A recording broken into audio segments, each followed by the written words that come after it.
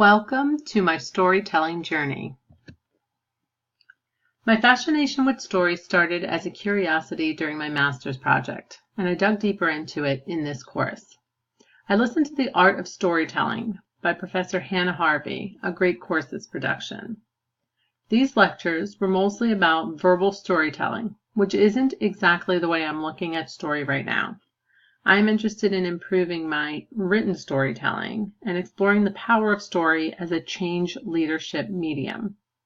My biggest takeaway from these lectures was how to deconstruct the story, choose an entry point, and to arrange the telling in a way that builds the emotional arc. This project grew out of my desire to interview unschoolers, their parents, and/or facilitators of self-directed education at the Arrow Conference, instead of interviewing a speaker for this conference course. In order to get started, I sent an email and sent it out via Arrow's old school listserv. I got 10 initial responses.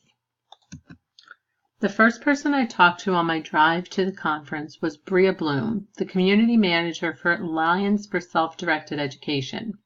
She was not going to be at the Arrow conference, and I told her I would love to chat with her in advance, as I would like to write for the Alliance's online magazine, Tipping Points, and our conversation might shape my project since I didn't have exact questions planned. I wasn't sure what I really wanted to get out of the interviews. Bria explained that they need these stories, but no one wants to write their stories. That was a nugget of information that would get pieced together later. Why did I think adding interviews to an overwhelming conference was a good idea? The schedule was so packed from morning until night, and with the Whova app, I was choosing my meal partners based on pop-up unconference type conversations. My first meal at the official conference was called the Tipping Point Breakfast, initiated by Meg Hanshaw's post in the Whova app. She is getting ready to conduct qualitative research in empowerment education and was explaining it to a group of us. They plan to do this through a podcast called 30 to Thrive, which will interview educators in the self-directed education movement about their recipe for success. They also plan to host World Cafes.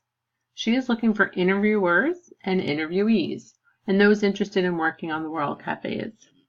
Meg and I really hit it off, and I looked over her list of interview questions and talked about me piloting them as a podcast for my project. I was beginning to realize it was unlikely that I would get to conduct my interviews at Arrow, and I thought it could be an interesting path to collaborate with her. We said we would talk on Tuesday, July 3rd, but that didn't happen.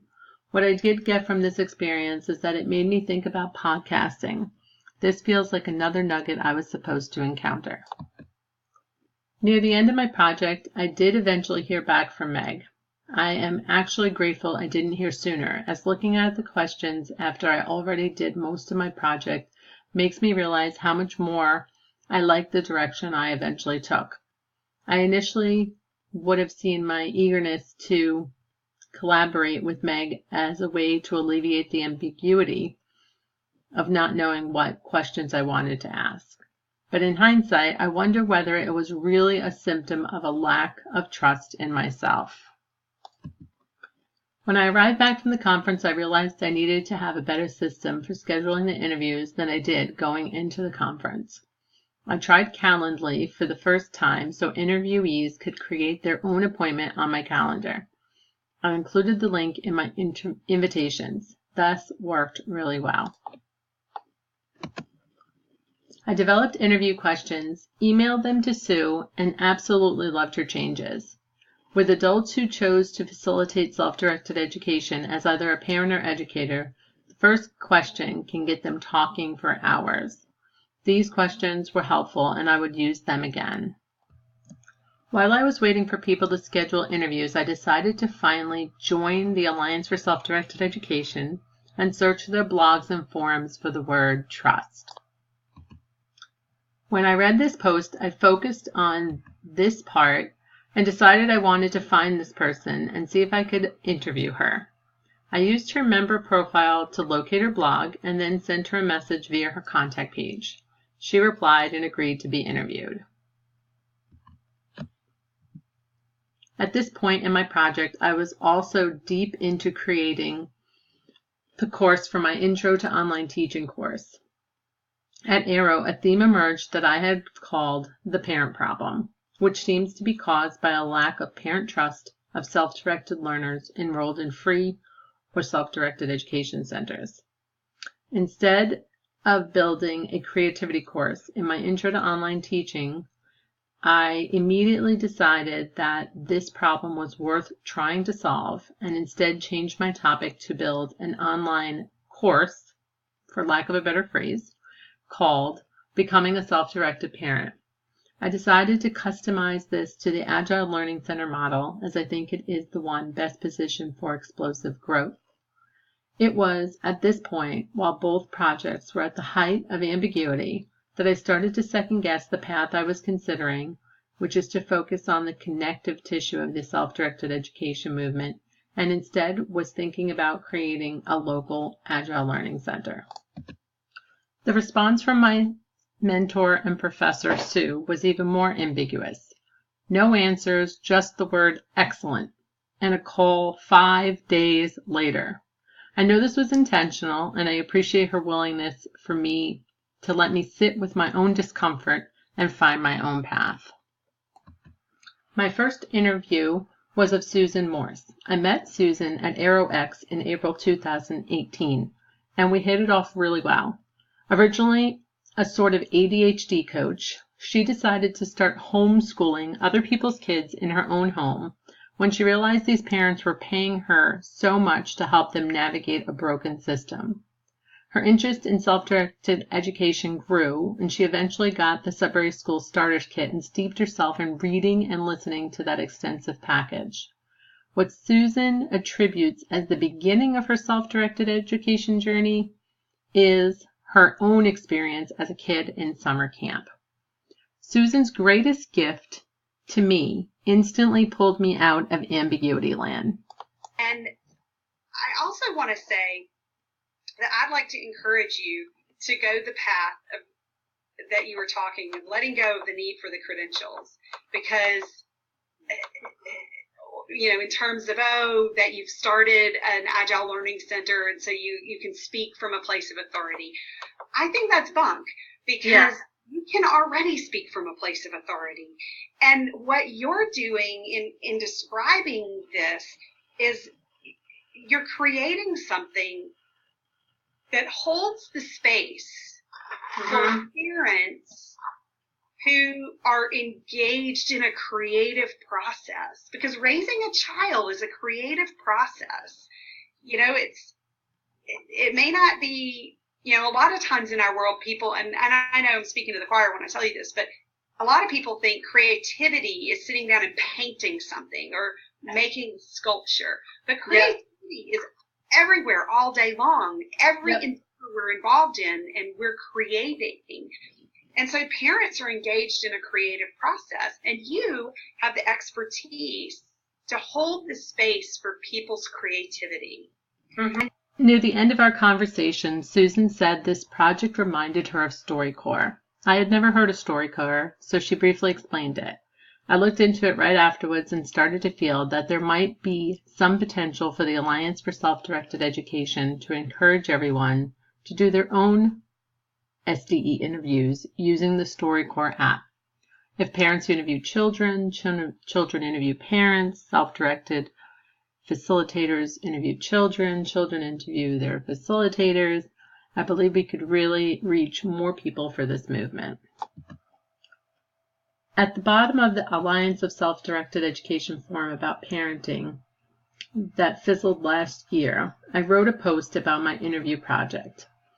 The Alliances highlighted that post in their newsletter the next day, and as a result of that email, Chris called me that evening from New Zealand. It was actually first thing his morning. We talked for about an hour and then scheduled a Zoom meeting. I was originally taken off guard because Chris wasn't an unschooler, a parent of an unschooler, or a facilitator of an unschooler. However, he was eager to tell me about Luca, a 20-year-old unschooler who he'd known since birth. I'm glad I realized that his perspective was also worth hearing. He lives in an intentional community with unschooling families and has watched the family dynamics and growth over time. Some of the highlights of our conversation were his explanation of the continuum concept, diaper-free, and nonviolent communication.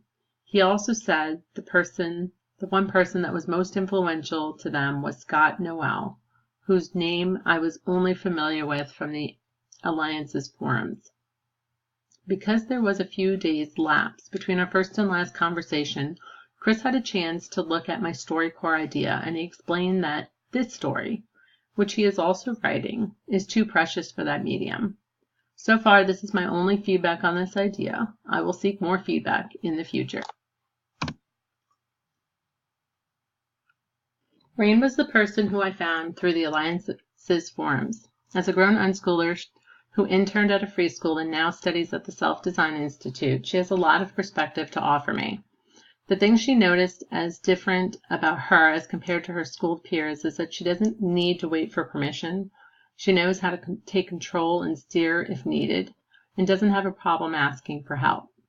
The free school she interned at required parents volunteer at the school, but this may have actually contributed to their demise. Parents would hover, then direct instruct, and then create conflict with the school, and it eventually led to parents pulling their kids out of the school.